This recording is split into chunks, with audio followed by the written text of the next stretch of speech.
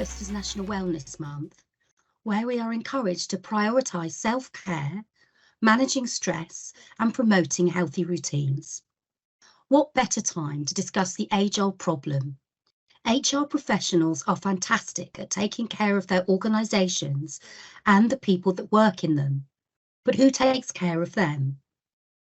The HR community has had to deal with unprecedented levels of disruption in recent years, such as the pandemic, remote and flexible working, social injustice progress, geopolitical conflict, and economic fluctuations.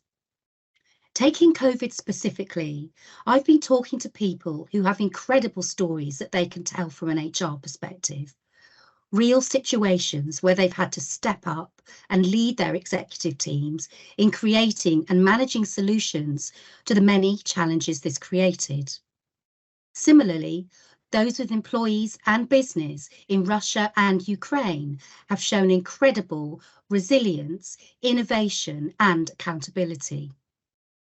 But the cracks are starting to show as we share the collective weight of these experiences on our organisations and the people that work within them. Research is telling us that the HR community are not always good at looking after themselves because they are so focused on the well-being of the people in their organisations. Change fatigue, burnout, and poor mental health are becoming more prevalent. And anecdotally, this is often coming up in the conversations we are having with senior HR leaders, that the well-being of their own teams needs to be a priority. So what are some of the actions that HR leaders are taking to address, encourage, and support their teams to prioritise themselves, in addition to highlighting things like employee assistance programmes, encouraging people to take holidays, recognition and appreciation, etc.? HR leaders are encouraging and guiding on self-directed and agile learning. Not only does this give individuals the tools to adapt to change quickly and effectively, but it also gives great competitive advantage. Our products and services can be replicated, but our ability to adapt to and cope with change cannot. It has a direct impact on resilience, well-being and engagement, not to mention professional and personal development. It's as straightforward as allowing people quality time to reflect, think, and record what they've learnt that day or week. Are they tracking their learning and development? Can they articulate it clearly as part of their career story? So when they're having discussions about their professional development, they can articulate their story in terms of how they designed and managed their own development and how they responded to challenges and opportunities. It's things like embracing mistakes, learning from the best, not the closest to you, working with great mentors, pushing yourself out of your comfort zone and doing something for the first time.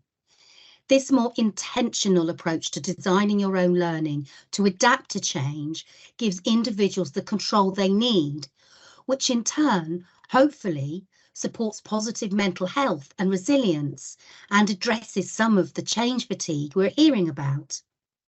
And of course, remembering to express gratitude to those that help us with our learning and development is also a great way to develop a learning culture. This also brings me to the next point, the importance of network equity. This is inextricably linked to being an accomplished self-directed learner. The management and development of our professional relationships is really what gives us network equity and plays such a pivotal role. At Tucker Stone, we are extremely proud of the network we have built and often have events to bring communities together, such as first-time CPOs, for example, who could sometimes feel particularly isolated on their own as the most senior HR person for the first time. Through this work and all of the research we have read, it's very clear that one's success is not solely reliant on personal knowledge and experience, but also on the breadth and depth of knowledge amongst our connections and the access that we have to people in our networks. And this is where leaders can play such an important role in sharing their networks and making connections. As I mentioned, our HR community and sharing experiences and learning at Tuckerstone is very important. And I know that there are also some great informal and formal networks out there in the HR community that would be great to join. Please feel free to share your ideas and suggestions in the comments. It's important that we are proactive in building robust networks of diverse experiences and abilities as we strengthen our abilities to navigate future challenges and opportunities. The last thing I wanted to mention, which is equally as important, is the importance of nurturing workplace friendships. It's really interesting because too many years ago than I care to remember, when I was training to become an HR professional, one of the things we were taught was that we needed to be very careful with having personal relationships at work for reasons of confidentiality, trust, and I guess optics. And of course, those things are still really important, but it's okay for you to have friendships in the workplace.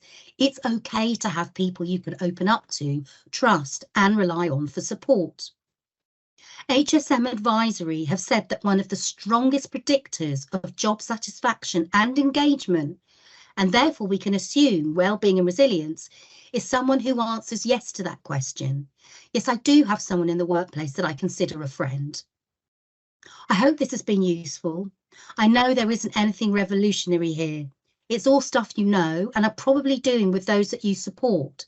But are you concentrating enough on yourselves too? Thank you for listening.